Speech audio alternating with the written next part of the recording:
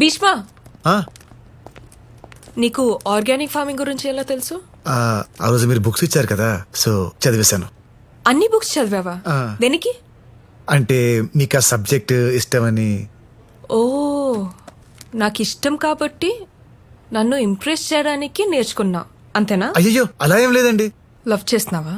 అయ్యో అలాంటిదేం లేదండి. ఏదో ఆ సబ్జెక్ట్ మీకు ఇష్టమని నేనేదో. సర్లేండి, నేను కిందుంటాను, మీరు వచ్చేయండి. I love you.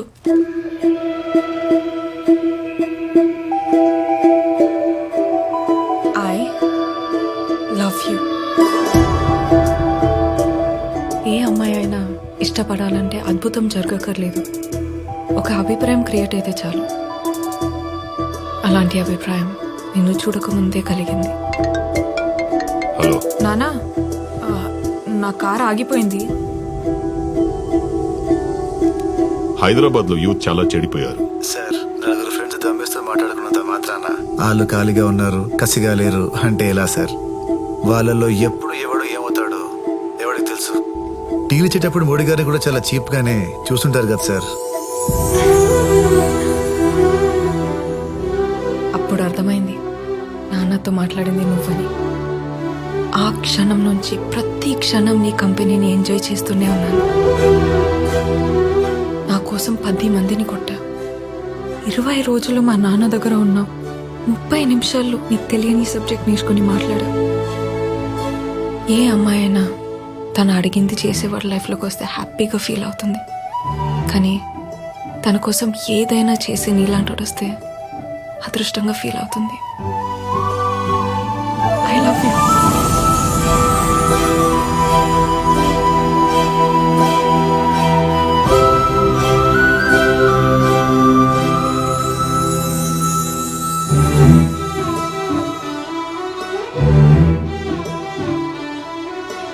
వదలవా?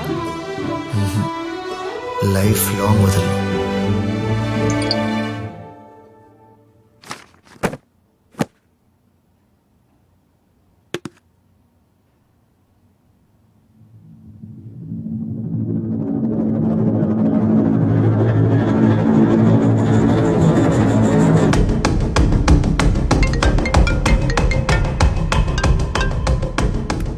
Hello sir, ఓ కేసు పని మీద న్యూస్ ఛానల్కి వస్తే చైత్ర మేడం అలా కనిపించారు సార్.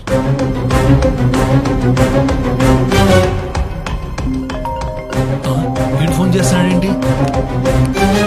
అమ్మో, నేను ఎత్తాను.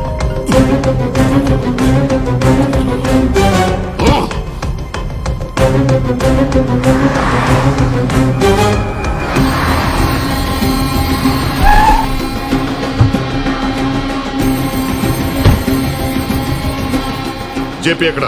ఆనంద్ గారు వాళ్ళ ఇంట్లో ఉన్నారండి. ఏంట్రాడు మళ్ళీ ఫోన్ చేయలేదా? 2 సార్లు ఫోన్ ఎత్తనప్పుడు బుద్ధున్నాడు వాడు, 3వసారి చేయడు.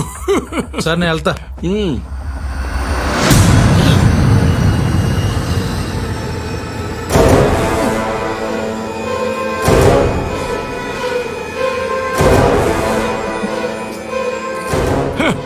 ఏమిట్రా అక్కడ ఆగిపోయావు?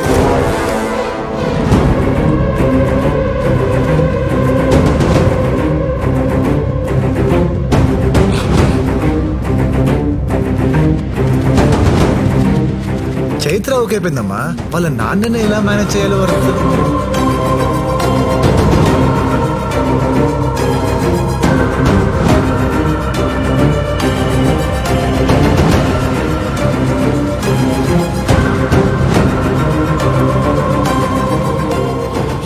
చిన్నప్పుడు నా కూతురు జోలికొస్తే తిట్టానని పగపట్టి నీ కొడుకుని నా కూతురు మీదకి పంపావా? ఇదంతా నువ్వు ఎగ్జిక్యూట్ చేస్తున్నావా చెప్పి? అది కదరా నా మాట.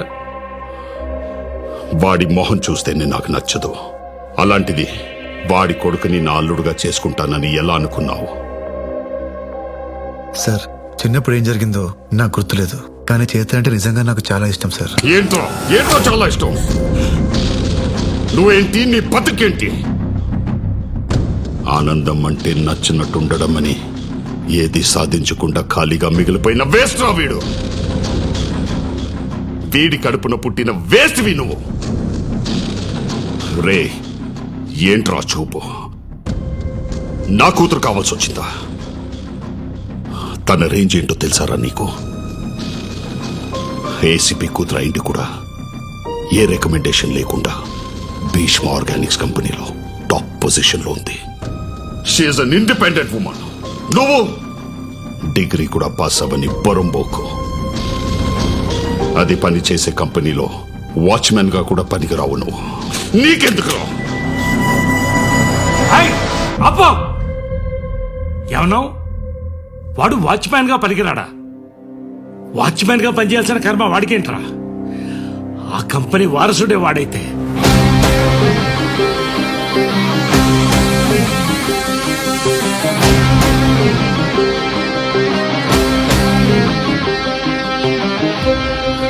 ఏమండి ఏయ్, ఊరుకోవే. వాడికి మాట్లాడకుండా పెంచుతానని పెద్ద ఆయనకి మాటిచ్చాను. ఈ రోజు ఎవడో వచ్చి ఏదేదో మాట్లాడుతుంటే నేను ఊరుకోలేను. ఏంటి వాడి బతుకెంత? నీ కూతురు ఆఫ్టర్ ఆ కంపెనీలో ఉద్యోగం చేస్తున్నందుకు అంత గర్వంగా ఫీల్ అయిపోతున్నావే? ఆ కంపెనీకి కాబోయే సీఈఓ రావాడు.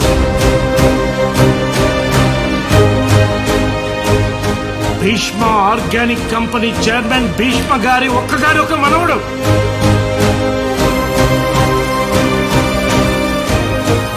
ఆయన 1000 కోట్ల ఆస్తికి అధిపతి అతను.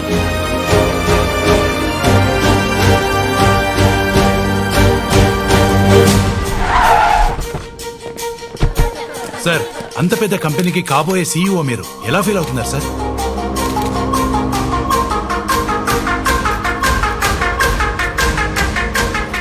కొత్త సీఈఓని ప్రకటించిన భీష్మ ఆర్గానిక్స్. భీష్మ ఆర్గానిక్స్ కొత్త CEO. Bhishma Organics announced its head. Bhishma Organics next CEO కూడా భీష్మనే.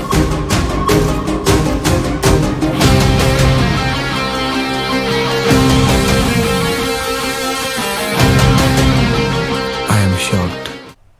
ఈ భీష్మనే ఆ భీష్మకి నిజమైన వారసుడా? అవును అనిపిస్తే మా వీడియోని లైక్ చేయండి, కాదు అనిపిస్తే కమెంట్ చేయండి. చూస్తూనే ఉండండి, మా ఛానల్ ని సబ్స్క్రైబ్ చేస్తూనే ఉండండి. పోలికలన్నీ గిట్లా కనిపిస్తుంటే ఇంకా అవునంటారా కాదంటారా అని అడుగుతారేంటి బాబు? అచ్చం తాతగారి నోట్లోంచి ఊడి పడ్డట్టే ఉన్నారు. ఈ ప్రపంచానికి కావాల్సింది పోలికలు కాదు ప్రమీల, ప్రూఫ్స్. అసలు ఆయన ఫస్ట్ టైం చూసినప్పుడే లోపలేవో వైబ్రేషన్స్. రక్త సంబంధం అంటే ఇదేనేమో.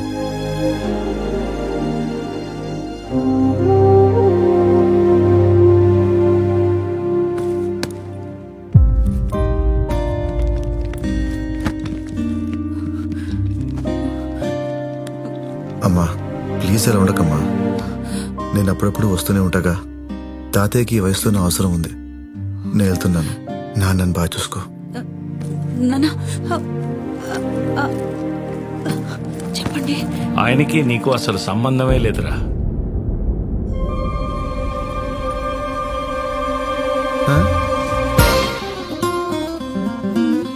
అవునరా, మీ తాతయ్య గారు ఈయనే, వెలగపూడి నరసింహారావు గారు. నా చిన్నప్పుడే పోయారు. నాన్న ఇది జోక్ చేసే టైం కాదు. జోకులు నేనెందుకు చేస్తాను రా? పాయింట్ బ్లాంక్ లో గన్ను పెట్టి ట్రిగ్గర్ మీద వేలు పెట్టి సీరియస్ గా ఊగిపోతుంటే వాడికి ఉన్న టెంపర్మెంట్ లో నేనేం చేస్తాడన్న భయంతో అలా చెప్పేశాను రా. నువ్వు చెప్పావు సరే, మరి మీడియా ఎందుకు వచ్చింది? నేను చెప్తే వచ్చారా? మీ నాన్న నువ్వు వారసుడని చెప్పగానే ఆ దావాగాడు షాకుల గన్న నీ వైపు నుంచి నా వైపు తిప్పాడురా. ఆ కంపెనీ వారసుడే వాడైతే ఏమండి అది నిజం కదని వాడికి ఏమాత్రం డౌట్ వచ్చినా ఫస్ట్ పోయే ప్రాణం నాదేని అర్థమైంది. ఏదైతే అది అయింది తర్వాత చూసుకుందామని మా మీడియా గ్రూప్ లో నువ్వే సీఈఓ అని మెసేజ్ పెట్టేశాను. మీడియా సంగతి నీకు తెలియదేముంది? బ్రేకింగ్ న్యూస్ అనగానే బ్రేకులు లేని బళ్ళేసుకొచ్చేస్తారుగా. హేయ్ హేయ్, మీరంతా నాతో కామెడీ చేస్తున్నారు కదా. ఆయన పేరు భీష్మ, నా పేరు Bhishma. Then how? No no. అందుకే నమ్ముతాడని కాన్ఫిడెంట్ గా చెప్పాను రా.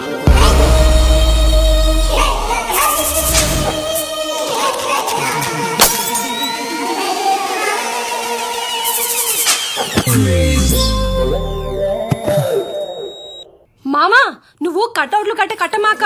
ఈ అబ్బాయి అసలు వాసన కాదంట. అది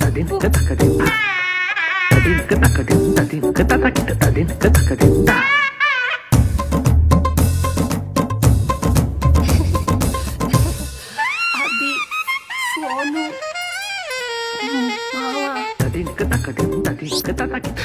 అచ్చం తాతగారి నోట్లోంచి ఊడి పడ్డట్టే ఉన్నారు. పోలికలన్నావు వైబ్రేషన్ అన్నా ఛీ, నా మమ్మీ డాడీ నిన్న ఏసీపీ తిట్టడంలో తప్పే లేదు నాన్న. సొంత కొడుకునే నాకే నేను తిట్టాలని. ఛీ! నేనేదో బిచ్చగాడు సినిమా హీరోలా మల్టీ మిలియనీర్ని ఈ ఇంట్లో బిచ్చగాడిలా బతుకుతున్నా అనుకున్నా. నా ఒరిజినల్ లైఫే ఇదన్నమాట. ఇదన్నమాట. ఛీ, నా మమ్మీ డాడీ. అవునమ్మా, మధ్యలో ఏవండి అని ఎమోషనల్ గా అరిచావు. ఏ మీ నాన్న నోటికొచ్చినట్టు మాట్లాడుతుంటే ఆపుదామని అరిచానురా. దాన్ని కూడా ఆయన బిల్డప్ కు వాడేశాడు. రేయ్, ఆ దేవాగడికి నిజం తెలిసేలోపు కొన్నాళ్ళు ఎట్టైనా పోదాంరా. ఎక్కడికి వెళ్ళేది? ముందు ఈ విషయం చేతలకు చెప్పాలి. హాయ్. నీకు అసలు బుద్ధి ఉందా? నోటికి ఏదొస్తే అది చెప్పడమేనా? మా కంపెనీకి సంబంధించిన ప్రతి విషయం నాకు తెలుసు. నువ్వేంట్రా మా కంపెనీకి సీఈఓ? నువ్వు చెప్పిన మాటలకి మా నాన్న ఏమంటున్నాడు నువ్వే చూడు. నా కూతురు ఒక్కడిని సెలెక్ట్ చేసుకుందంటే వాడు ఖచ్చితంగా నా అంచనాలకి తగ్గట్టే ఉంటాడు. భీష్మ గారు మనవడు అనే దానికంటే ఇంకా గొప్ప విషయం ఏముంటుంది చెప్పు. రేపు ఆ కంపెనీకి సీఈఓగా అనౌన్స్ అయిన వెంటనే మన చైత్రనిచ్చి పెళ్లి చేసేద్దాం. ఇప్పుడు నిజం తెలిస్తే ఆయనకు నేనేం సమాధానం చెప్పాలి? లైఫ్ లో నీ మొహం నాకు చూపించకు. Good bye. చిత్ర అందరూ అనంతగిరి హిల్స్ వెళ్దామని డిసైడ్ అయ్యాం. నువ్వు అదే బ్యాగ్ తో వస్తావా?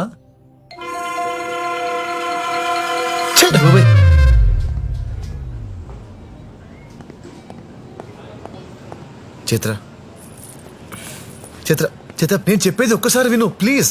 ఏం చెప్తావు? ఈ విషయంలో నీ తప్పేం లేదని చెప్తావు కదా. అప్పుడు నాకు ఏసీపీ అని చెప్పా. నేను ఏసీపీ కూతుర్ని కాబట్టి నాకు నిజం తెలిసింది. అదే వేరే అమ్మాయి అయి ఉంటే ఈ క్షణం వరకు తనని మోసం చేస్తూనే ఉండేవాడివి. అది తప్పు కాదా? నువ్వు మంచోడివి, నన్ను బాగా చూసుకుంటావని నమ్మకం కలిగించి మా నాన్నని ఒప్పిద్దాం అనుకున్నా. నువ్వు మోసం చేసైనా మా నాన్నని ఒప్పిద్దాం అనుకున్నా. నమ్మకం, మోసం రెండు ఒక్క దగ్గర ఉండవు. చైత్ర, నేను నిన్ను మోసం చేయలేదు, ప్రేమించాను.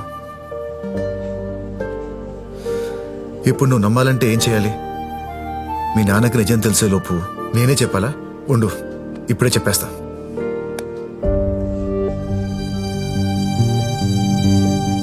హలో హలో సార్, ఎక్కడున్నారు? 4 గంటలకి మీ కంపెనీ సీఈఓ అఫీషియల్ అనౌన్స్మెంట్ అని తెలిసాక ఇంకెక్కడ ఉంటారు? మీ తాతగారు ఎప్పుడు వస్తారని ఆడిటోరియంలో వెయిట్ చేస్తున్నా. ఇంతకీ నువ్వెక్కడా?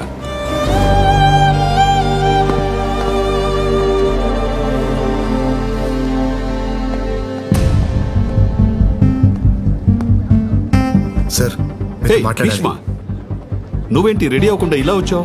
అది కాదు సార్, అసలు ఏం జరిగిందంటే ఏం జరిగినా ప్రెస్ మీట్ అయిన తర్వాత ప్రశాంతంగా మాట్లాడుకుందాం. మీ తాతయ్య. సార్ అది కాదు సార్. Good evening everyone. మన కంపెనీ యానివర్సరీ రోజున నెక్స్ట్ సీఈఓని ప్రకటిద్దాం అనుకున్నాను. కానీ ఇంతలోనే ఒక న్యూస్. అది నిజమా అబద్ధమా అని మీ అందరిలోనూ ఒక confusion. Let me give you a clarification. మన కంపెనీకి నెక్స్ట్ సీఈఓ ఎవరు అన్న విషయం నాకు తప్ప వేరెవరికీ తెలియదు. కానీ ఆ విషయం మీడియాకి ఎలా తెలిసిందో నాకు ఆశ్చర్యంగా ఉంది. But that news is 100% true.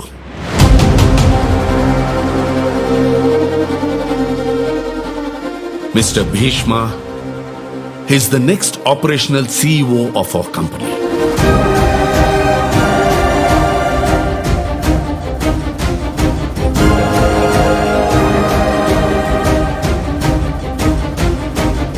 There is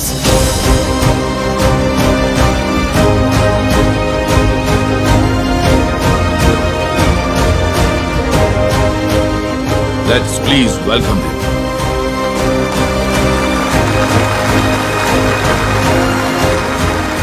suit వేసుకుని వచ్చి ఉంటే ఎంత బాగుండేది.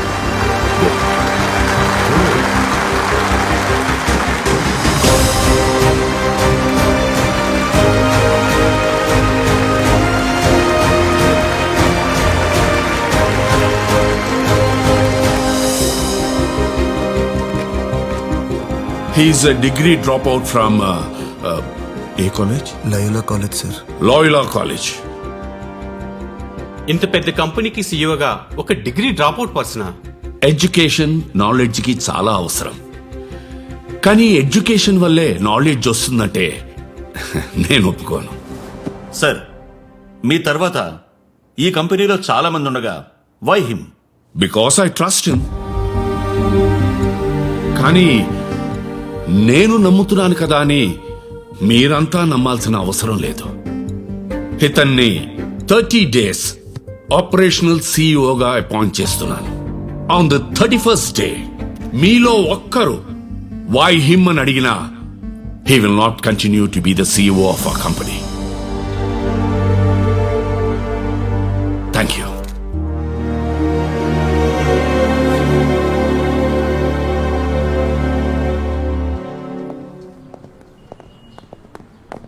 సార్, టీవీలో వచ్చింది ఫేక్ న్యూస్ అని మీకు తెలుసు, నాకు తెలుసు.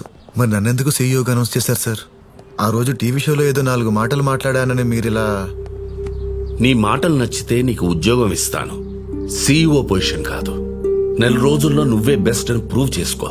31st day ఈ నిర్ణయం ఎందుకు తీసుకున్నానో నేను చెప్తాను.